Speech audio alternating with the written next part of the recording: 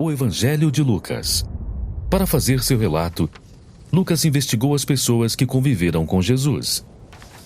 A história começa nas colinas de Jerusalém, onde os antigos profetas de Israel disseram que um dia o próprio Deus viria para estabelecer seu reino em toda a terra. Nesta cidade, o templo era administrado pelos sacerdotes, e um deles, chamado Zacarias, estava trabalhando no templo quando teve uma visão que o assustou. Um anjo apareceu e disse que ele e sua esposa teriam um filho. Que história é essa? Bem, Zacarias e sua mulher eram muito velhos, nunca conseguiram ter filhos. Aqui, Lucas faz um paralelo com Abraão e Sara, os grandes ancestrais de Israel, porque eles também eram muito velhos e não podiam ter filhos. Ainda assim, Deus lhes deu um filho, Isaque. E é assim que a história de Israel começa. Aqui, Lucas está sugerindo que Deus está prestes a fazer, mais uma vez, algo incrível para esse povo. O anjo manda Zacarias dar a seu filho o nome de João. Então ele diz que o filho vai cumprir uma promessa dos antigos profetas de Israel, de que alguém viria um dia para preparar Israel para encontrar seu Deus quando ele chegasse para governar em Jerusalém.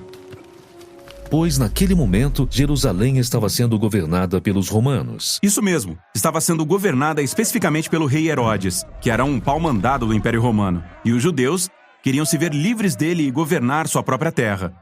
Por isso, essa notícia causou grande impacto. Tudo iria mudar. Deus estava a caminho. Mas como ele chegaria? Bem, para descobrir, Lucas nos leva para fora de Jerusalém. E depois, para uma cidadezinha em uma região afastada chamada Galileia. Lá encontramos uma jovem chamada Maria. E ela estava noiva. Então o anjo apareceu a Maria, dizendo que ela teria um filho. Ela deveria chamá-lo de Jesus, que em hebraico significa o Senhor salva. E ele seria um rei como Davi, que governaria o povo de Deus para sempre. Maria pergunta: certo, mas como isso será possível se sou virgem? O anjo conta que o mesmo Espírito Santo que trouxe vida e luz nas trevas em Gênesis capítulo 1, geraria vida em seu ventre. Deus vai se ligar à humanidade por meio da concepção e do nascimento do Messias. Então Maria, vinda de uma cidadezinha remota e de família humilde, seria a futura mãe do rei?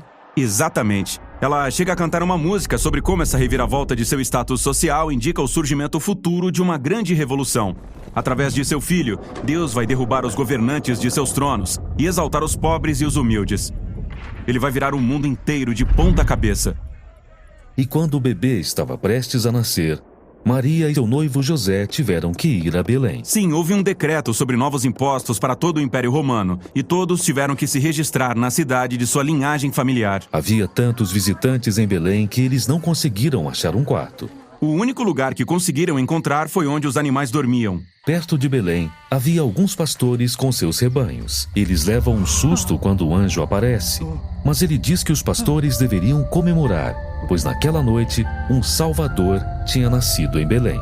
O anjo diz para eles irem encontrar o bebê, e saberiam que era o Messias, porque estaria envolto em um cobertor e deitado em uma manjedoura. Que é um lugar bem sujo. Realmente muito sujo. E esses pastores, que não são lá muito limpos, vão e encontram o recém-nascido Jesus naquele lugar realmente sujo e ficam surpresos. Eles vão para casa pensando, o que será que está para acontecer? Tudo isso é realmente muito estranho. Se Deus está vindo mesmo para salvar o mundo, não é assim que você esperaria que ele chegasse. Nascido em um abrigo de animais, de uma mãe adolescente, celebrado por pastores desconhecidos. Exatamente. Ou seja, na história de Lucas, tudo é retrospectivo e o objetivo é esse. Ele está mostrando como o reino de Deus foi revelado pela primeira vez nesses lugares sujos entre os pobres. Porque Jesus está aqui para trazer a salvação, virando nossa ordem mundial de cabeça para baixo.